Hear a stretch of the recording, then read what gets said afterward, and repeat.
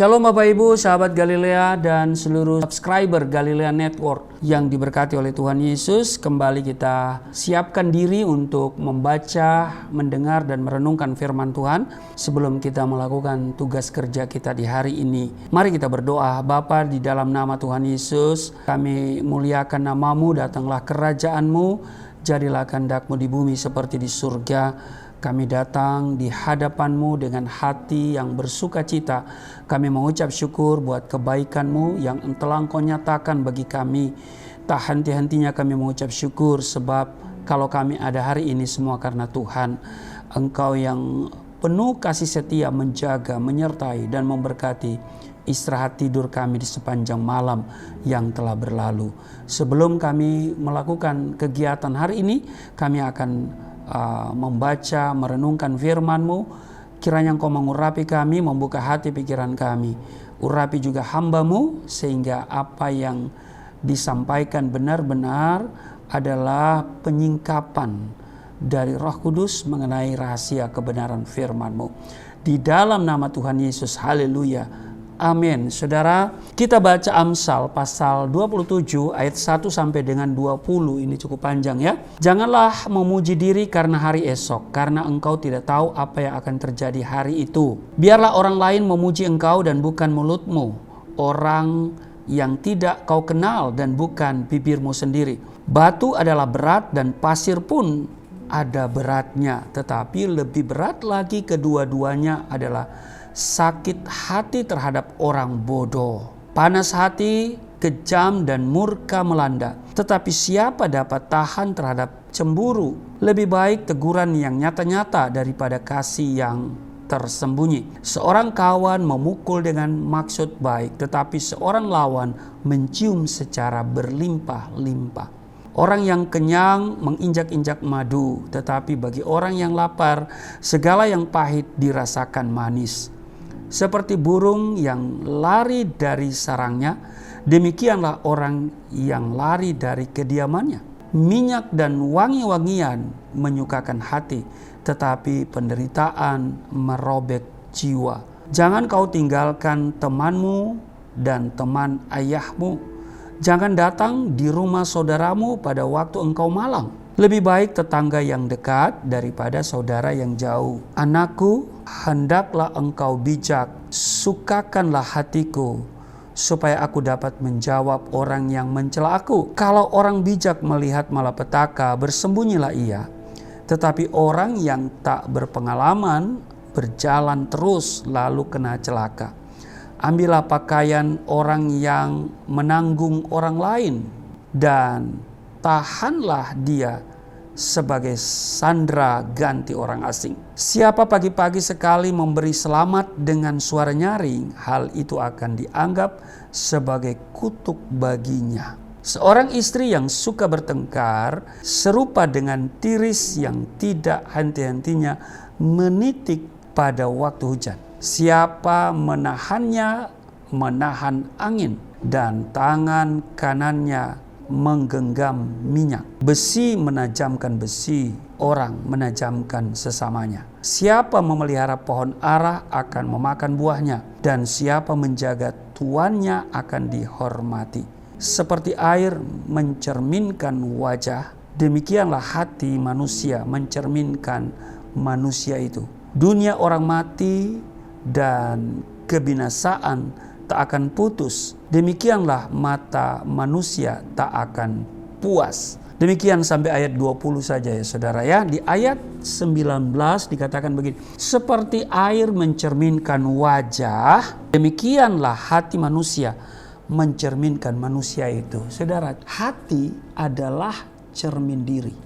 Adalah tidak mudah ketika seseorang ingin mengevaluasi diri sendiri karena menyangkut kejujuran yang merupakan unsur utama dalam melakukan evaluasi. Kendala terbesar yang menjadi penghalang ketika seseorang melakukan evaluasi diri adalah adanya keakuan yang besar, kesombongan diri, kemunafikan atau keengganan untuk berubah. Tidak banyak orang yang mau mengevaluasi diri tentang kondisi hatinya, karena hal ini membutuhkan kerendahan hatinya. Seringkali kita berpura-pura dan berusaha menutup-nutupi hati kita dengan berbagai upaya agar orang lain tidak tahu yang sebenarnya. Ingat saudara, apa yang tertulis di 1 Samuel pasal 16 ayat 7 bagian B, bukan yang dilihat manusia yang dilihat Allah. Manusia melihat apa yang di depan mata, tetapi Tuhan melihat hati.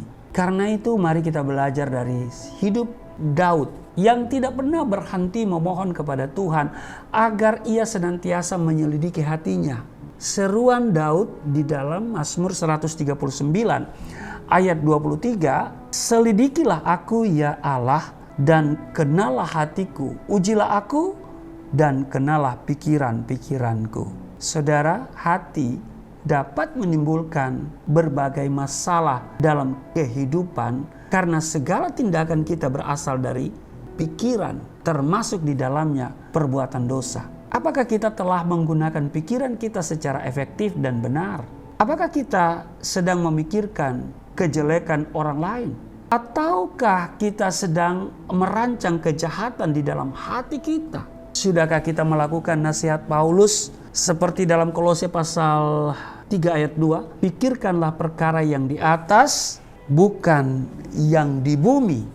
Saudara, hati kita ibarat sehelai kanvas yang akan terbentuk coraknya sesuai cat yang disapukan di atasnya. Impian dan keinginan hati manusia ibarat catnya, dan apabila kita menyapukan kuas iman dan mulai mengecat di atas kanvas hati kita, maka terwujudlah apa yang Tuhan nyatakan bagi kita melalui iman dan tindakan kita. Nah, pertanyaannya adalah apa yang seharusnya ada dalam pikiran kita? Karena pikiran juga menyangkut hati. Karena ada orang bilang pakai hatimu, atau juga ada menunjukkan di sini. Jadi hati ini bukan liver ya, organ penting dalam tubuh kita ya. Tapi hati itu bisa berupa pikiran. Nah, makanya itu di Filipi pasal 4 ayat 8, jadi akhirnya saudara-saudara,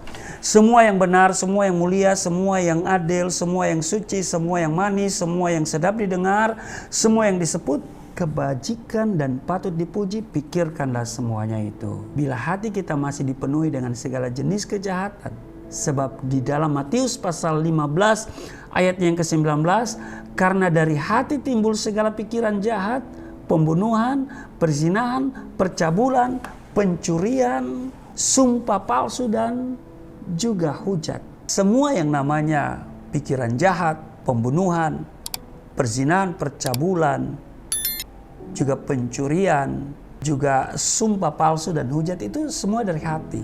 Tapi juga ketakutan, kekhawatiran, dan juga kedegilan itu datangnya dari hati. Nah, kalau hati kita masih dipenuhi dengan hal-hal itu, datanglah segera kepada Tuhan. Akuilah dengan jujur, ya kan? Dan mohonkan agar Tuhan menyelidiki hati kita, seperti Daud berkata ya, ujilah aku Tuhan, ya kan? Maka Dia pasti sanggup memulihkan keadaan kita. Amsal 4 ayat 23, jagalah hatimu dengan segala kewaspadaan, karena dari situlah terpancar kehidupan. Jadi kehidupan itu terpancar dari hati, ya kan? Terekspresi dalam wajah dan perbuatan tindakan kita. Mari kita jaga hati kita. Amin. Kita akan selalu memenuhi hati kita dengan hal-hal yang sifatnya rohani, sifatnya firman Tuhan, sehingga orang akan melihat Kristus hidup dalam kehidupan kita. Amin. Kita jauh dari kesan hal yang negatif. Kalau kita mengisi hati kita dengan firman Tuhan. Hatimu adalah cermin dirimu. Tuhan Yesus memberkati. Mari kita berdoa. Terima kasih Tuhan. Kami diingatkan bahwa hati adalah cermin diri kami. Seperti air mencerminkan wajah, demikian hati manusia mencerminkan manusia itu. Tolong kami, supaya kami mengisi hati kami, pikiran kami dengan segala yang baik, segala hal yang mulia, semua yang benar, yang adil, yang suci, yang manis, yang sedap didengar. Sehingga hati kami tidak ada kepahitan, tidak ada kekhawatiran, tidak ada hal-hal yang sifatnya membuat kami jauh dari Tuhan. Ketakutan, kekhawatiran. Tapi hati kami penuh dengan sukacita, penuh dengan ucapan syukur. Sebab Tuhan baik dalam hidup kami. Berkati seluruh sahabat Galilea dalam tugas kerja, seluruh aktivitas mereka hari ini. Perlindungan Tuhan bagi kami semua sempurna hari ini. Ada berkat yang kami terima, yang Tuhan sediakan bagi kami hari ini. Di dalam nama Tuhan Yesus, yang sakit disembuhkan, yang lemah dikuatkan. Di dalam nama Tuhan Yesus. Haleluya. Amin.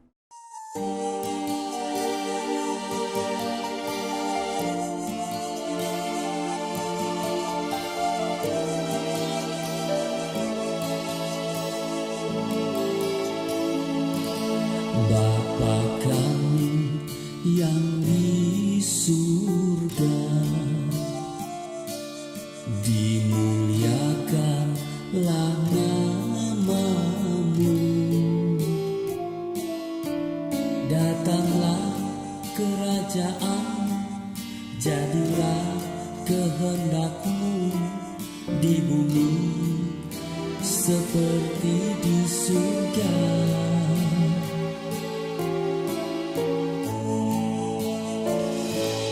Berikanlah kepada